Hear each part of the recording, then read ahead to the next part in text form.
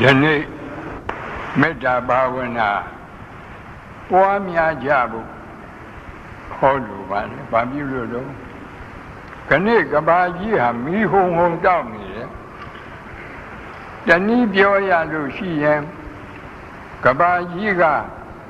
လောဘမီးတဟုံဟုံဒေါသမီးတဟုံဟုံမောဟမီးတဟုံဟုံတောက်နေတယ်။မြမပြည်ကဒါနကောင်းမှုကုသိုလ်မိုးကြီးသီလကောင်းမှုကုသိုလ်မိုးကြီးဘာဝနာကောင်းမှုကုသိုလ်မိုးကြီး၃မျိုးတစ်ဖြိုးဖြိုးရွာသွန်းလျက်ရှိပါတယ်ဒီအချက်ကိုကပ္ပအခြေအနေနဲ့မြမအခြေအနေကိုကြည့်ရင်ပို့ပြီးတော့ယခုရှိဝေမိတဲ့ပြိဋ္ဌာသိပါကပ္ပအခြေအနေကြည့်ရင်ကြောက်เสียကောင်းလိုက်တာလူပေါင်း9000လောက်ဒုက္ခရောက်တာတွေအများကြီးသတင်းစာတွေကြည့်ရင်ဘုန်းကြီးများဒီကဘာကြီးမှာလောဘမီဟုံဟုံဒေါသမီဟုံဟုံမောဟမီဟုံဟုံတောက်နေတဲ့အကြောင်းကြောင့်ယခုလိုသတ္ထန္တရကဒုဗ္ဗေခန္တရကရောဂန္တရကတွေရောက်ခမန်းလေးဆက်ရောက်နေတာပဲလို့ဓမ္မသံဝေကရယူရပါတယ်မိမိတို့အမိမြန်မာပြည်အတွက်ကြည့်လိုက်ရင်နေရာတိုင်းမြို့တိုင်းမှာဒါနကောင်းမှုကုသိုလ်မိုးကြီးသီလကောင်းမှုကုသိုလ်မိုးကြီးဘာဝနာကောင်းမှုကုသိုလ်မိုးကြီးတစ်ဖြိုးဖြိုးရွာသွန်းနေတဲ့အတွက်သတ္ထန္တရရောဂန္တရဒုဗ္ဗေခန္တရကဒီဟုသောက၃ပါးကင်းဝေးလွတ်မြောက်ပြီးတော့နေတယ်ဆိုတာဓမ္မသဘောနဲ့အင်မတန်ထင်ရှားပါတယ်ဒါလိုဖြစ်ရတာဘာပြုလို့တုံးဆိုတော့ဗမာပြည်ကပုဂ္ဂိုလ်တွေဟာအနည်းဆုံးနေ့စဉ်ဖရာအပန်းထူတယ်ရှိမိထူတယ်ရေချမ်းထူတယ်တခါတတ္တဝါတွေကိုတတ်နိုင်သလောက်မိမိတို့တတ်သလောက်သိသလောက်မေတ္တာပို့တယ်လှူတာကဒါနမေတ္တာပို့တာကဘာဝနာအမြဲတမ်း၅ပါးသီလကိုဆောက်တည်တာကသီလမိုးဖြိုးဖြိုးရွာသွန်းနေတယ်ဆိုတာ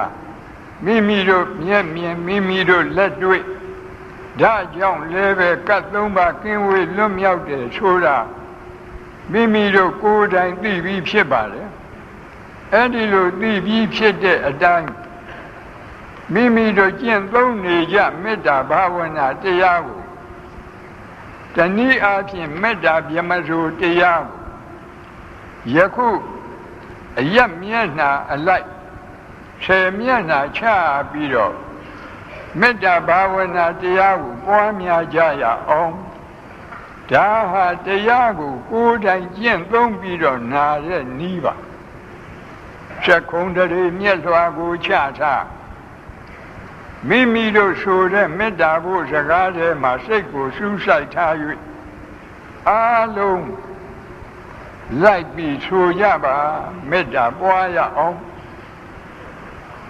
အရှိအယမျက်နှာ၌အနန္တသတ္တဝါအနန္တစัจ java လာအနန္တသတ္တဝါတို့ဘေးရန်ခတ်သိငြိမ်းကြပါစေဒေါသခတ်သိငြိမ်းကြပါစေရှင်ရဲ့ခတ်သိငြိမ်းကြပါစေနှလုံးစိမ်ဝမ်းအေးချမ်းကြပါစေအနောက်အရပ်၌ရှိသောအနန္တစัจ java လာအနန္တသတ္တဝါတို့ဘေးရန်ခတ်သိ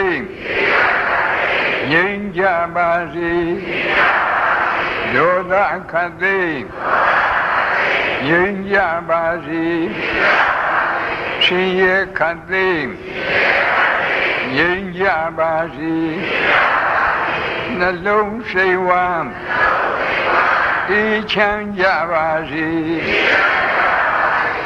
မြောက်အရ၌ရှိသောအနန္တစัจ java လာအနန္တတတ္တဝါတို့ဘေးရန်ခတ်သိမ်းငြိမ်းကြပါစေဒုသခတ်သိမ်းငြိမ်းကြပါစေရှင်ရဲ့ခတ်သိမ်းငြိမ်းကြပါစေနှလုံးစိတ်ဝမ်းအေးချမ်းကြပါစေတောင်းအရ၌ရှိသောအနန္တစัจ java လာအနန္တတတ္တဝါတို့ဘေးရန်ခတ်သိမ်းငြိမ်းကြပါစေဒေါသခတ်သိမ်းငြိမ်းကြပါစေရှင်ရဲ့ခတ်သိမ်းငြိမ်းကြပါစေနှလုံးစိတ်ဝမ်းအေးချမ်းကြပါစေအရှိတောင်တောင်အရ၌ရှိသောအနန္တစัจ java လာအနန္တတတ္တဝါတို့ဘေးရန်ခတ်သိမ်းငြိမ်းကြပါစေဒေါသခတ်သိမ်းငြိမ်းကြပါစေရှင်ရဲ့ခတ်သိမ်းငြိမ်းကြပါစေနှလုံးစိတ်ဝမ်းအေးချမ်းကြပါစေအနောက်မြောက်တောင်အရ၌ရှိသောအနန္တစัจ java လာအနန္တတတ္တဝါတို့ဘေးရန်ခတ်သိမ်းငြိမ်းကြပါစေဒေါသခတ်သိမ်းငြိမ်းကြပါစေရှင်ရဲ့ခတ်သိမ်းငြိမ်းကြပါစေနှလုံးစိတ်ဝမ်းအေးချမ်းကြပါစေအရှိမြောက်တောင်အရ၌ရှိသောအနန္တစัจ java လာအနန္တတတ္တဝါတို့ဘေးရန်ခတ်သိမ်းငြိမ်းကြပါစေဒေါသခတ်သိမ်းငြိမ်းကြပါစေ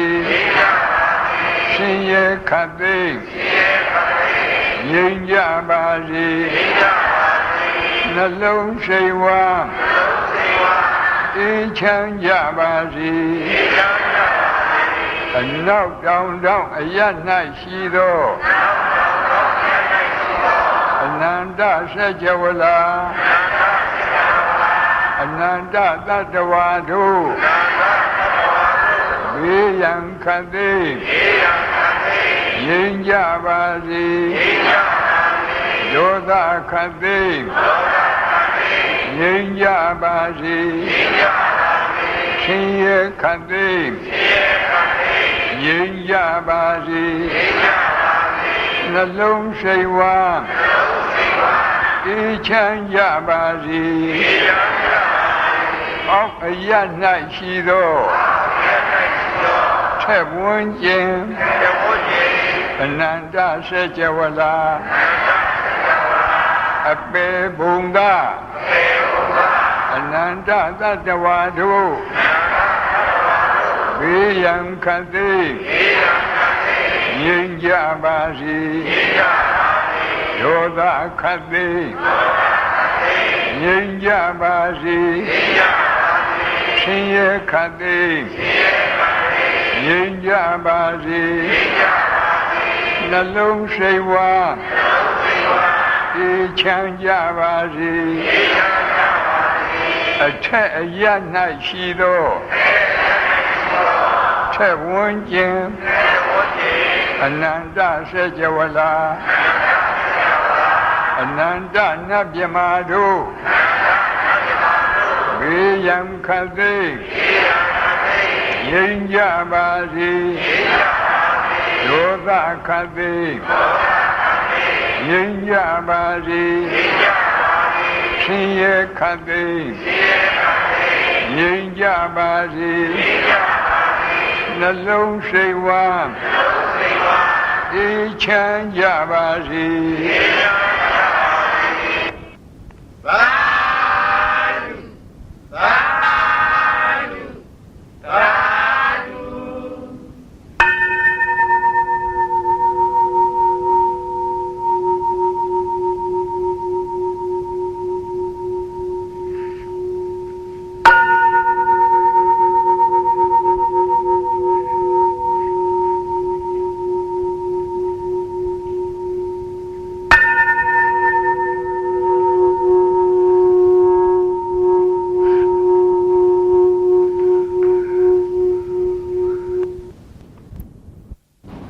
Kani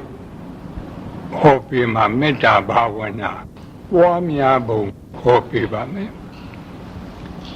tani ga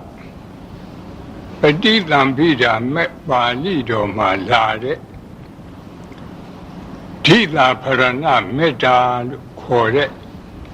ayat 10 မျက်နှာဖြန့်ဝေတဲ့မေတ္တာဖြစ်ပါတယ်တနည်းကမေတ္တာသို့ပရိတ်မှာလာတဲ့မေတ္တာဘာဝနာ7 နည်းဖြစ်ပါတယ်မေတ္တာပွားပုံဟောပေးပါဘာဖြစ်လို့မေတ္တာဘာဝနာပွားပုံကိုဟောပေးရတော့ခဏကြည့်မယ်ဆိုလို့ရှိရင်တတ္တဝါတွေမှာယာဂမီဒေါသမီမောဟမီမိသုံးပါးတွေတဟုံးဟုံးလောင်နေတယ်ဒါကမြင်ရတဲ့ဉာဏ်နဲ့ကြည့်ရင်မြင်ရတဲ့မိသုံးပါးတခါဉာဏ်နဲ့ကြည့်ရင်မြင်ရမယ်အကျိုးမီကမရဲမီအဲ့ဒီမှာသင်္ကစားတော်ကြီးကမိသုံးပါးနဲ့အကြောင်းပြုပြီးတော့ဟောထားတာရှိလောဘကိနေသူနိဿာယဒေါသကိနေဝိဝတ္တရေဒေါသကိနေသူနိဿာယမောဟကိနေဝိဝတ္တရေမောဟကိနေသူနိဿာယနရကကိဝိဝတ္တရေနရကကိဝိဝတ္တန္တာနရသူဒုက္ခရေသင်္ဃရာတော်ဘုရားကြီးဂါထာရေးဖွဲ့ပြီးတော့ထားပါဒါလည်းပဲဣတိဝပါဠိတော်ကလာတဲ့အခိသုတ်ကိုမှီပြီးတော့ရေးခြင်းဖြစ်ပါတစ်လောဘမီးကိုအကြောင်းပြုပြီးတော့ဒေါသမီးတောက်တယ်ဒေါသမီးအကြောင်းပြုပြီးတော့မောဟမီးတောက်တယ်မောဟမီးတောက်တော့ကိုငရဲမီးတွေတောက်ကုန်တယ်ငရဲမီးတောက်ရင်တတ္တဝါတွေဟာဒုက္ခမီးတွေတဟုံးဟုံးတောက်တယ်ဒါဖြင့်ကောင်းပြီမိကိုငြိမ့်စေနိုင်တဲ့ရေရှိတယ်လို့အခုပြောတဲ့လောဘမိဒေါသမိမောဟမိငရဲမိဒီမိကိုငြိမ့်စေတတ်တဲ့တရားရေကိုမရှိဘူးလားတရားရေကမေတ္တာဘာဝနာသည်အဲ့ဒီမိတွေကိုငြိမ့်စေတတ်တဲ့ရေစဉ်ရေအေးဖြစ်ပါမေတ္တာဘာဝနာရေစဉ်ရေအေးပွားတဲ့နည်းဟာဘုန်းကြီးတို့ပဋိသင်္ပိဓာမဲ့ပါဠိတော်မှာလာတဲ့အယတ်10 မျက်နှာတစ်မျက်နှာ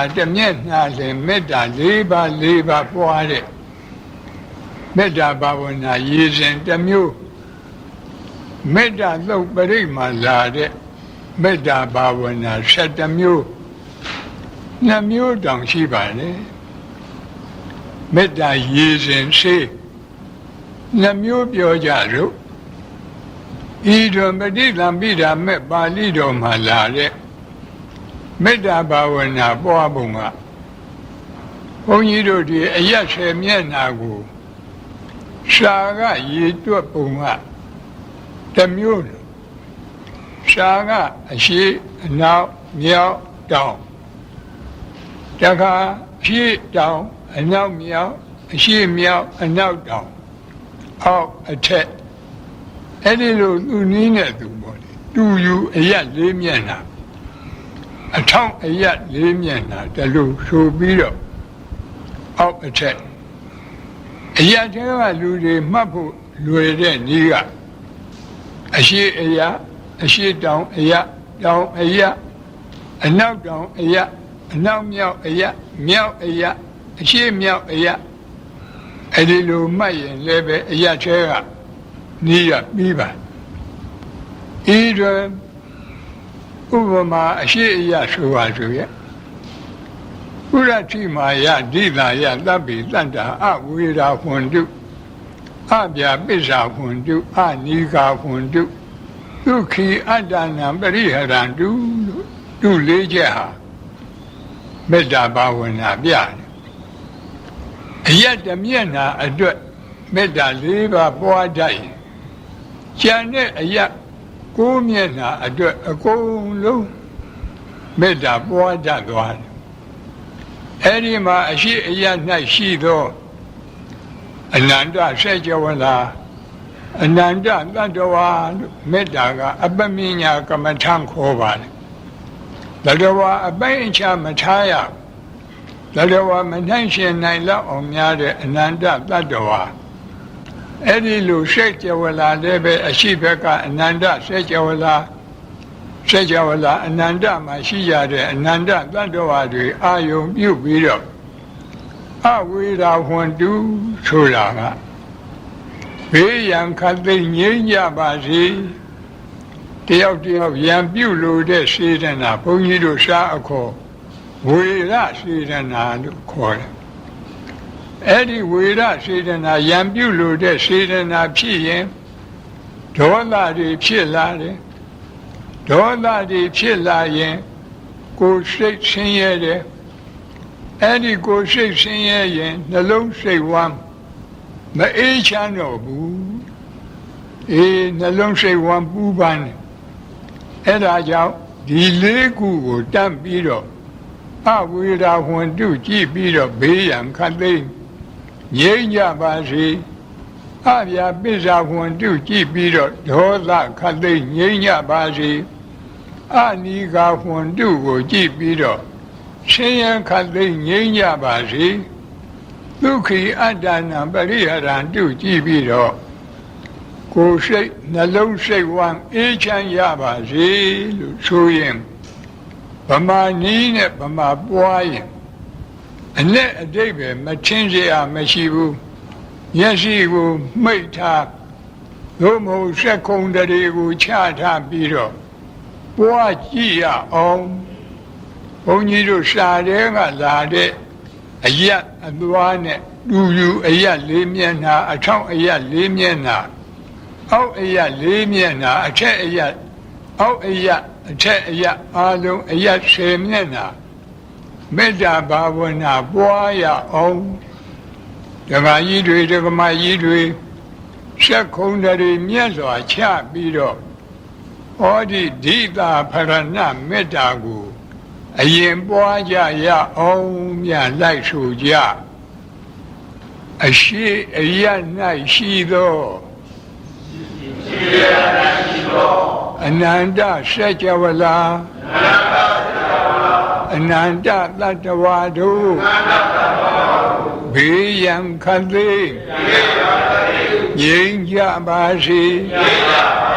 Dola Kali Yin Yabazi, Shiya Kali, Yin Yabazi, Nalong Sewa, Ichan Yabazi, and now a Yanai Shido, Ananda Sajawala, အနန္တတတ္တဝါတို့ဘေးရန်ခတ်သိမ်းငြိမ်းကြပါစေဒေါသခတ်သိမ်းငြိမ်းကြပါစေရှင်ရခတ်သိမ်းငြိမ်းကြပါစေနှလုံးစိတ်ဝမ်းအေးချမ်းကြပါစေမြောက်အရ၌ရှိသောအနန္တစัจ java လာအနန္တတတ္တဝါတို့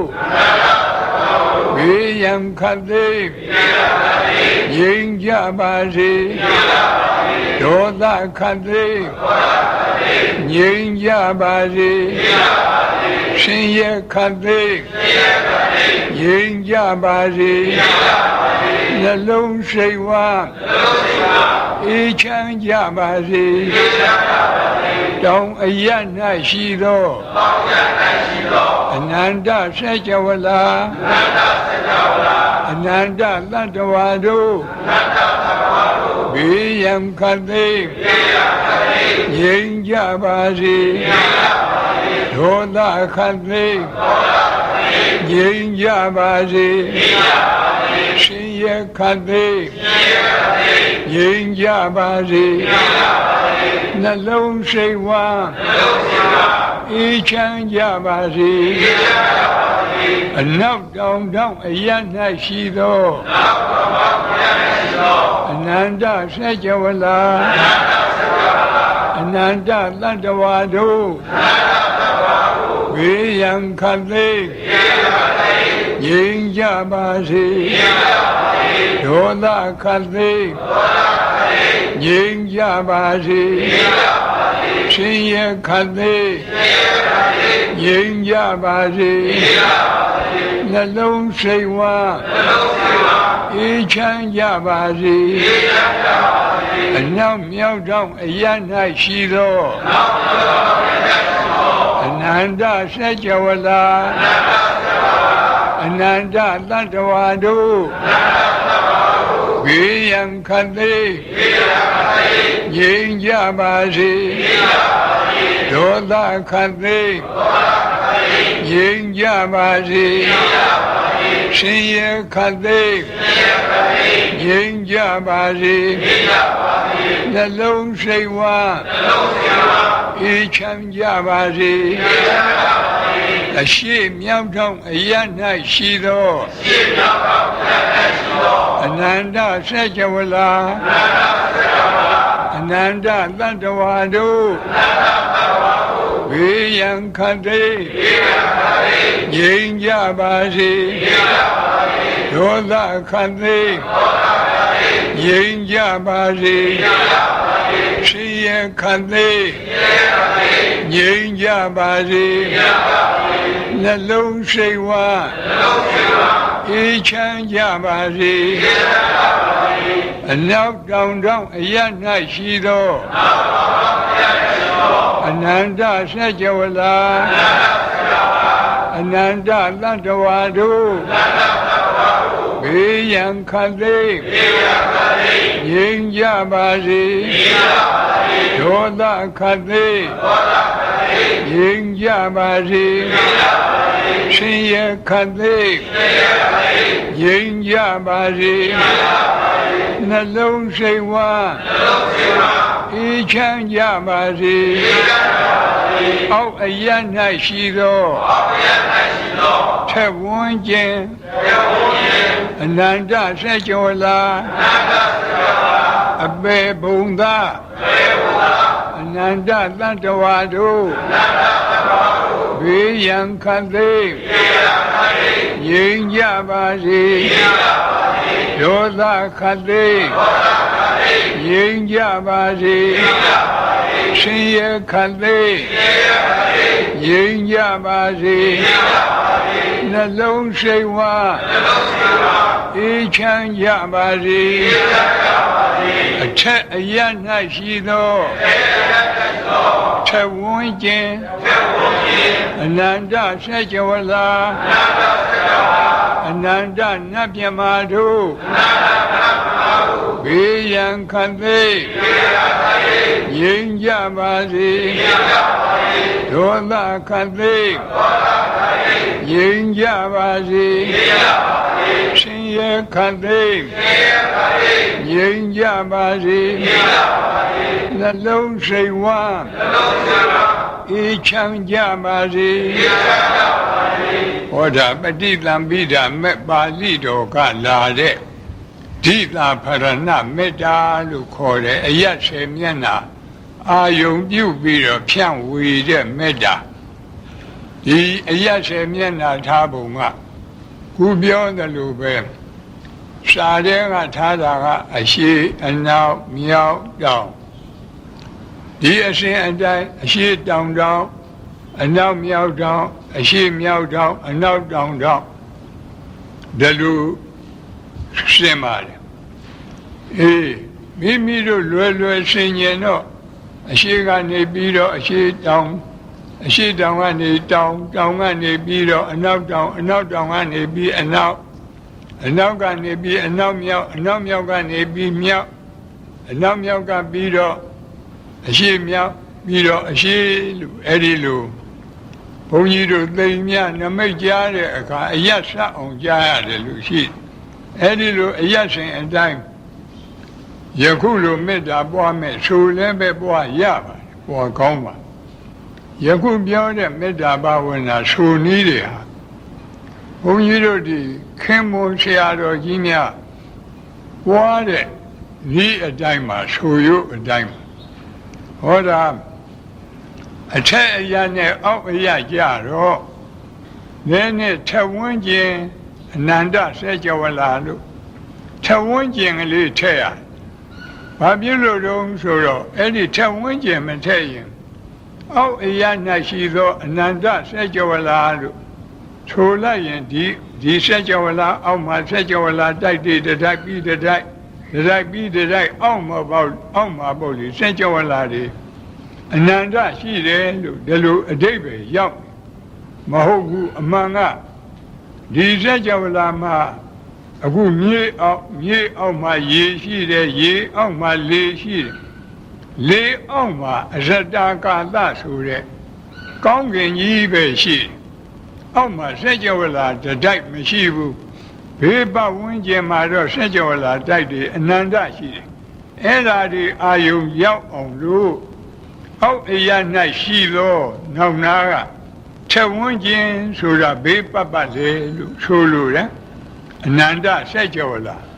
အဲ့ဒီစေကြဝဠာကဘာဖြစ်လို့တလို့ကိုယ်ရတုံးဆိုတော့ခုနကအရာရှင်းမျက်နှာပြောတုံးကအပေပုံသားတွေစိတ်ကအာယုံမရောက်ဘူးကိုယ်တိုင်ပို့ကြည့်လဲမရောက်တာတွေ့ရအဲ့ဒါကြောင့်အပေပုံသားတွေကိုအာယုံရောက်အောင်လို့အောက်အရာကပွားရထို့အတူပဲအရာရှင်းမျက်နှာပွားတုံးကအထက်ကနတ်တွေမြမာတွေမပါဘူးအာယုံထဲမှာမရောက်ဘူးမိမိတို့လူတွေတပြင်းနဲ့တည်နေတဲ့လူတွေကိုသာအာယုံရောက်လို့အထက်ကနတ်တွေမြမာတွေရောက်မေတ္တာပွားရအောင်ဆိုပြီးတော့အထက်အရာ၌ရှိသောအနန္တစေကြဝဠာလို့ဆိုတဲ့ရှင်းနာက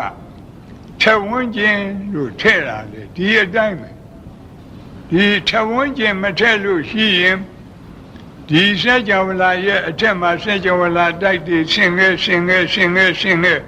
အနန္တစေကြဝဠာလို့အဲ့ဒီလိုထင်သွားမယ်အဲ့ဒီလိုမထင်အောင်အဲ့ဒီအထင်ကိုတားမြစ်ပြီးတော့ထဝန်းကျင်ဆိုတော့ဘေးပတ်လေအနန္တစေကြဝဠာအနန္တနတ်မြမာတို့ဒါလေးပဲထူးတယ်ဒါဓိတာဖရဏမေတ္တာလို့ခေါ်တယ်သာဓုသာဓုသာဓု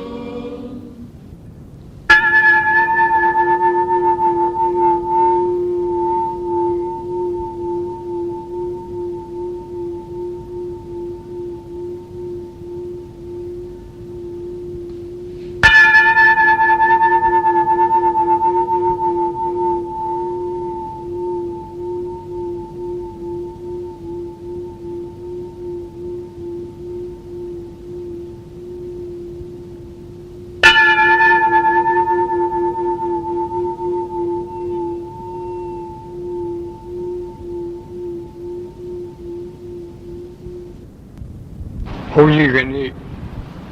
ဟောပေးမှာမေတ္တာဘာဝနာပွားများပုံဟောပေးပါမယ်ဗုဒ္ဓဘာသာသူတော်စင်တွေသည်နေ့စဉ်အမြဲမပြတ်မေတ္တာသုတ်ပရိတ်ကိုကြားရနာရကိုယ်တိုင်လည်းပဲရွတ်ကြရဒီမေတ္တာသုတ်ပရိတ်ဆိုတာကမေတ္တာဘာဝနာ7 နည်းပွားတဲ့သုတ်မေတ္တာသုတ်ပရိတ်ကြတော့မေတ္တာဘာဝနာ7 နည်းပွားတာကရှေးဥစွာဒုက္ခိနောဝခေမိနောဟွန္တုသဗ္ဗတတ္တာဘဝန္တုဒုက္ခိတတ္တာသဗ္ဗတတ္တာခသိမ့်ဥစ္စုံအလုံးစုံသောတတ္တဝါတို့သည်ဒုက္ခိနောဝကာယိကဒုက္ခနှင့်ပြည့်စုံကြကုန်သည်ဖြစ်၍၎င်းဒုက္ခိတတ္တာစေတသိကဒုက္ခနှင့်ပြည့်စုံကြသည်ဖြစ်၍၎င်းခေမိနောဘေးရန်ဝိပအေးမြရကုန်သည်ဝန္တုဘဝန္တုဖြစ်ကြပါစေတတ္တဝါတွေကိုတခွန်းတည်းနဲ့ခြုံပြီးတော့ပို့တဲ့မေတ္တာဖြစ်လို့သူ့ကိုဘုန်းကြီးတို့စာအခေါ်သဗ္ဗသင်္ဃာဟကမေတ္တာလို့ခေါ်တယ်အဲဒီသဗ္ဗသင်္ဃာဟကမေတ္တာပို့ခြင်းရင်အားလုံးတတ္တဝါတွေစက္ကုံတရေမြတ်လွာချပြီးတော့ယုံစုံများစွာတတ္တဝါချမ်းသာကိုယ်စိတ်မြဲပါစေဥပယံဘေးကင်းစင်ဝေးငြိမ်းအေးကြပါစေအားလုံးတတ္တဝါတွေခြုံပြီးပို့တဲ့သဗ္ဗသင်္ဃာကမေတ္တာဒါကတနည်း၎င်းနောက်ယေကေရှိပါဏဗုဒ္ဓတိတတဝါသာဝရဝနဝသေတာအားလုံးကြားရတယ်အားလုံးရွတ်လက်ရွတ်ကြဘုန်းကြီးတို့ဒီပါဠိလိုတကယ်မေတ္တာပွားပြီးဆိုတော့ယေကေရှိပါဏဗုဒ္ဓတိတတဝါသာဝရဝအနဝသေတာသဗ္ဗတတ္တာဘဝန္တုဒုက္ခိတတ္တာအဲ့ဒီလိုပို့ရပါတယ်ဟိုးနောက်နားမှာသူရဲ့အဖျားတတ်ကရှိပါတယ်အဲ့ဒါကိုဘုန်းကြီးတို့ဘရဝါနှစ်ပုံနှစ်စုထားပြီးပွားတဲ့မေတ္တာမှုသူ့ကိုဒုက္ခမေတ္တာလို့ခေါ်တယ်ဆိုကြပါစို့ဟင်းတစ်မျိုးတည်းစနေရတော့အာယုံကစိတ်မကျေနပ်ဘူး2 မျိုးလောက်အာယုံပြောင်းကျင်တယ်လို့ပဲအခုလည်းပဲသတ္တဝါတွေကိုအကုန်လုံးတခွန်းနဲ့ခြုံပြီးသဗ္ဗသင်္ဃာကနဲ့အာမရရင်ဒုက္ခမေတ္တာသတ္တဝါ2 ပုံထားပြီးပွားတဲ့မေတ္တာပွားနိုင်ဖို့တတဝါသာဝရဝအနဝသေတာသဗ္ဗတတ္တာဘဝန္တုဒုက္ခိတတ္တာလို့ပွားရဗမာလူပြောတော့တတဝါဆိုတာကြောက်တတ်တဲ့တတ္တဝါဒေါသကိလေသာမကင်းသေးတဲ့ဥထုရှင်သောတာပန်တဂရကံကိုကြောက်တတ်တဲ့တတ္တဝါလို့ခေါ်တယ်သာဝရဆိုတာမကြောက်တတ်တဲ့တတ္တဝါဒေါသကိလေသာကင်းလို့မကြောက်တတ်တဲ့တတ္တဝါဆိုတာအနာဂံနဲ့ယဟန္တာအဲ့ဒီနှစ်ခုရောက်တတ်မကြောက်တတ်နှစ်ရက်များစွာတတ္တဝါချမ်းသာကိုယ်စိတ်မြဲပါစေဥပယံဘေးကင်းစင်ဝေး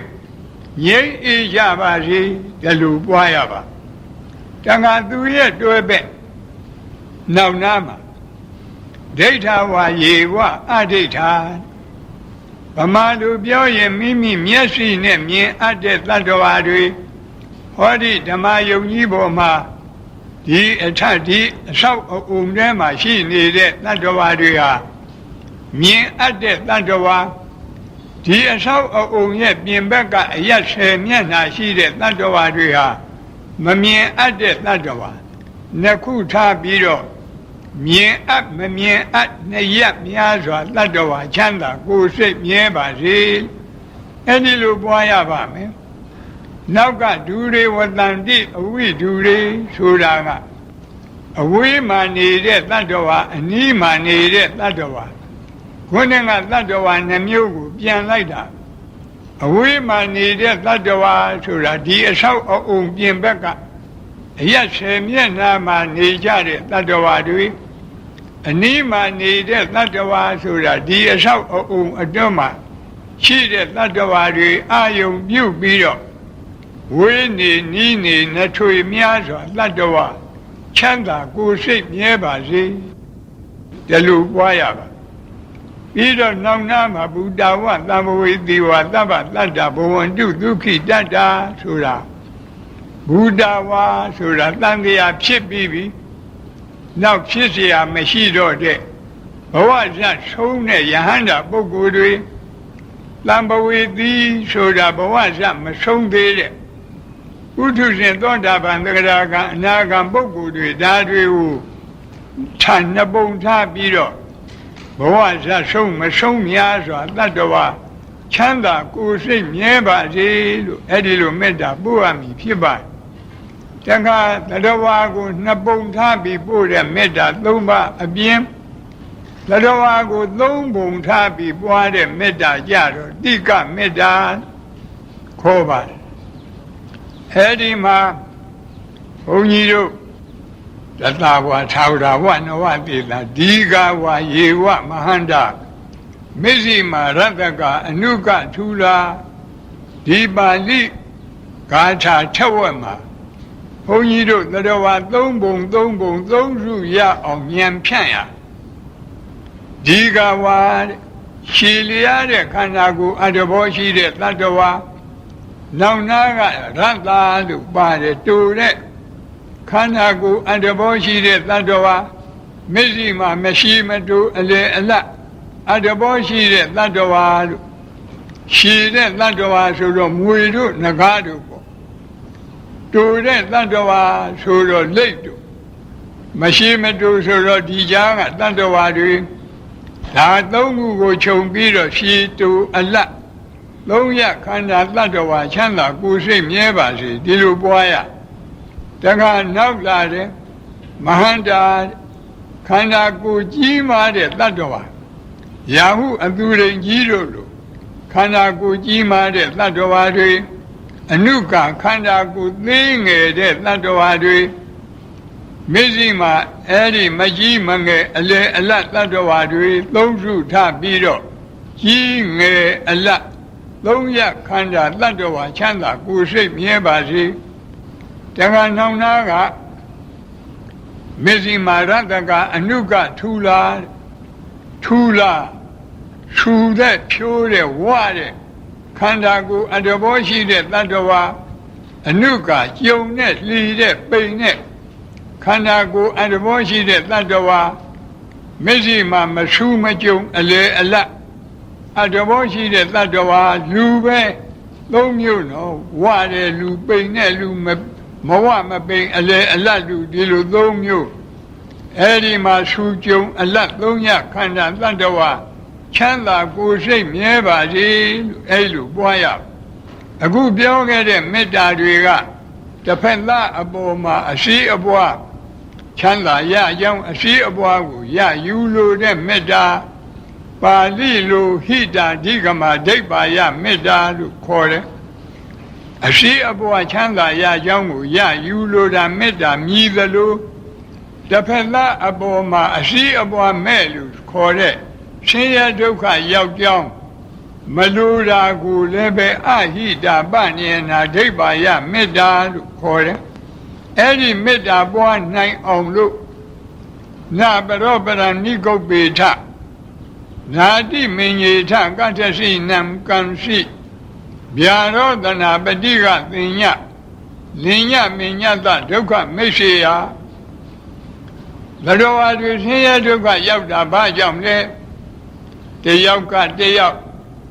လိမ့်လီလှိပြနေလို့အလိမ့်မပေါ်ခင်ဆက်ဆံရေးအရှင်ပြေတော်လည်းပဲအလိမ့်ပေါ်လာရင်ခိုက်ရန်ဒေါသဖြစ်ပြီးဆင်းရဲဒုက္ခရောက်ဒါကြောင့်လူအချင်းချင်းလှည့်ပတ်ချင်းဟာဆင်းရဲဒုက္ခရောက်ကြောင်းတရားဒီတရားကင်းရပါစေလူအချင်းချင်းလှည့်ပတ်ချင်းကင်းရှင်းရပါစေဒီလိုပွားရတက္ကနာတိမင်္ဂေထကတ္ထစီနံကံရှိဒုတိယသတ္တဝါတွေဆင်းရဲဒုက္ခရောက်ကြောင်းပြောစမ်းပါတယောက်ကတယောက်ကိုအထင်သေးခြင်းအထင်သေးတာမသိခင်တော့ဆက်ဆံရေးအရှင်ပြေဤအထင်သေးတာသိရင်ခိုက်ရန်ဒေါသဖြစ်ပြီးဆင်းရဲဒုက္ခရောက်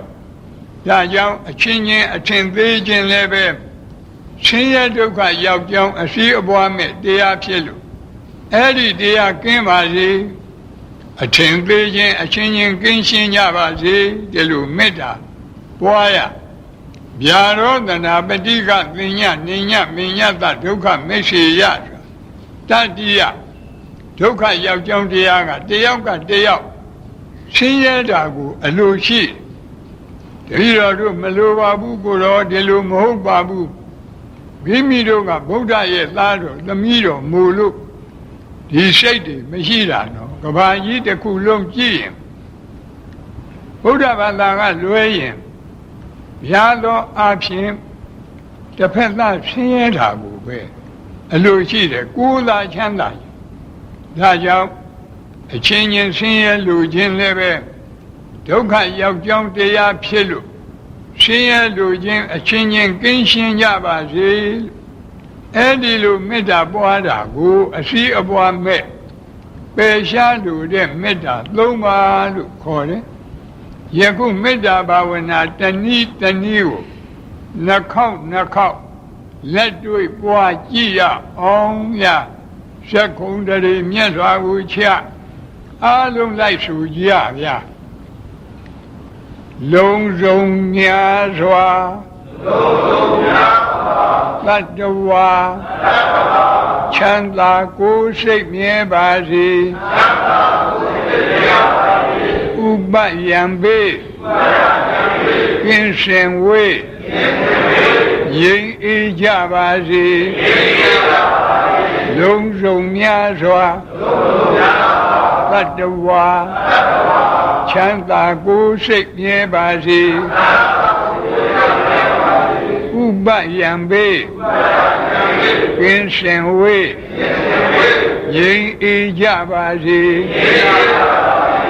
ကြောက်တတ်မကြောက်တတ်နေရများစွာသတ္တဝါချမ်းသာကိုယ်စိတ်မြဲပါစေဥပယံပေကင်းစင်ဝေးငြိမ်းအေးကြပါစေကြောက်တတ်မကြောက်တတ်နေရများစွာသတ္တဝါချမ်းသာကိုယ်စိတ်မြဲပါစေဥပယံပေကင်းစင်ဝေးငြိမ်းအေးကြပါစေမြင်အပ်မမြင်အပ်နေရများစွာသတ္တဝါချမ်းသာကိုယ်စိတ်မြဲပါစေဥပယံပေကင်းစင်ဝေးငြိမ်းအေးကြပါစေမြင်အပ်မမြင်အပ်နေရများစွာသတ္တဝါချမ်းသာကိုယ်စိတ်မြဲပါစေဥပယံပေကင်းစင်ဝေးငြိမ်းအေးကြပါစေဝေးနေနီးနေလက်ထွေများစွာသတ္တဝါချမ်းသာကိုယ်စိတ်မြဲပါစေဥပယံပေကင်းစင်ဝေးငြိမ်းအေးကြပါစေဝေးနေနီးနေ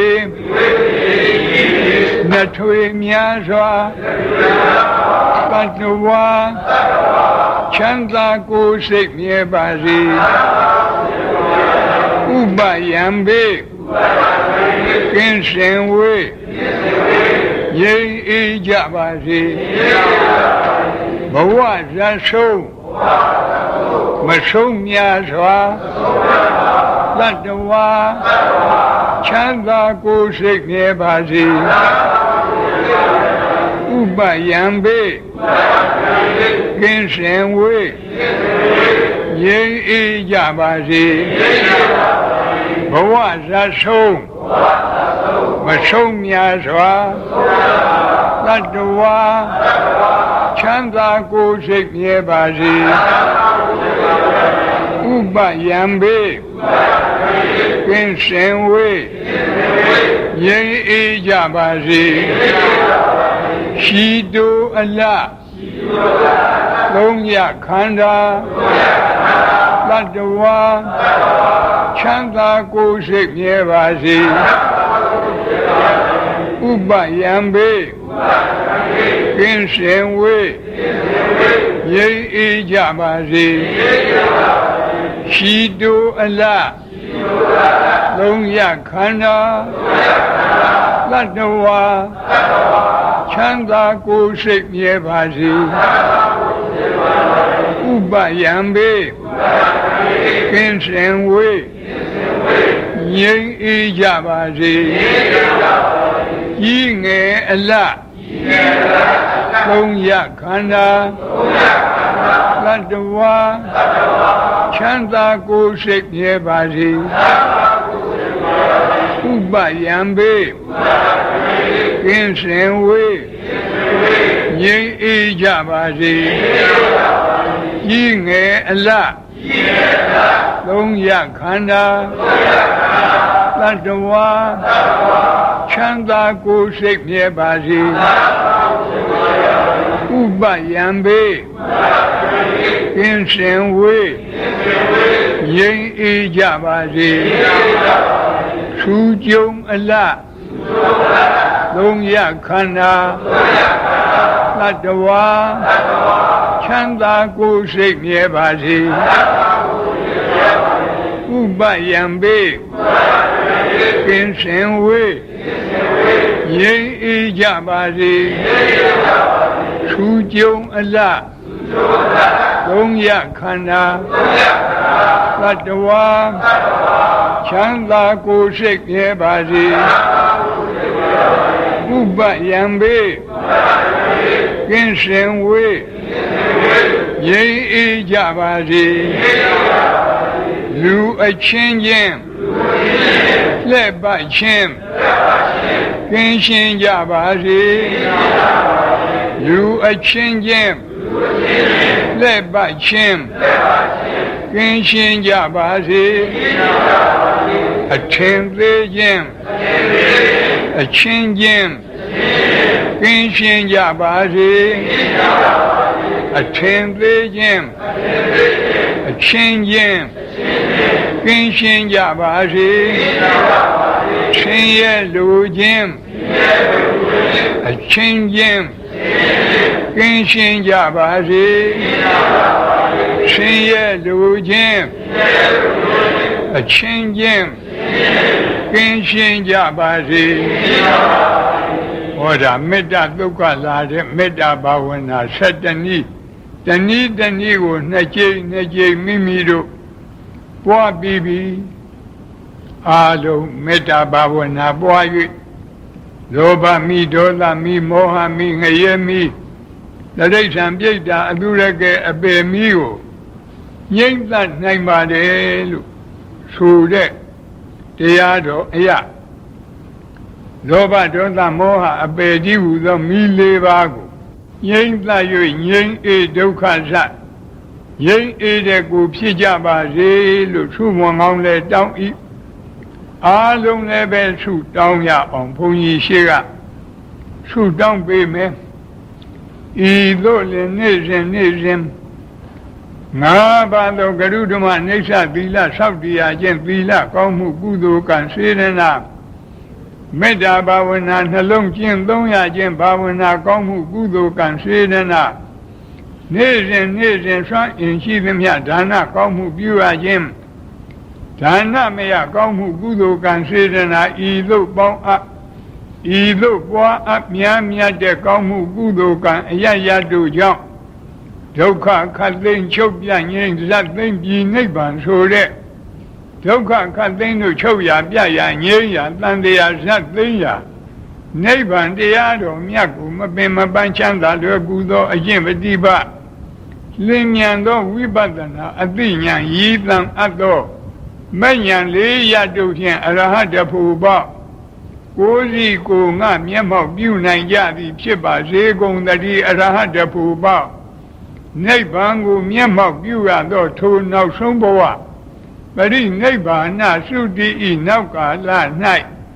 ကာမရူပအရူပတိဟုသောဘဝသုံးပါးပုံသုံးပါးတို့တွင်ဘယ်ပုံဘယ်ဘဝ၌မှယုံနာနှဖြခန္ဓာ၅ပါးဒုက္ခသစ္စာဝိမိစာတရားတို့တဖန်အသစ်မဖြစ်ခြင်းတည်းဟုသောအနုပါဒနိရောဓအနုပါဒပရိနိဗ္ဗာန်ကိုစီစံရပါစေကုန်သတည်းအနုပါဒပရိနိဗ္ဗာန်ကိုစီစံရသဖြင့်ကာမဝတ်ကိလေသာဝတ်ဝိပါကဝတ်တည်းဟုသောဝတ်ဒုက္ခခတ်သိမ်းသံဃာမိတော့မိလျံကြီးအပြည့်တိုင်ငြိမ်ကြပါစေကုန်သတည်း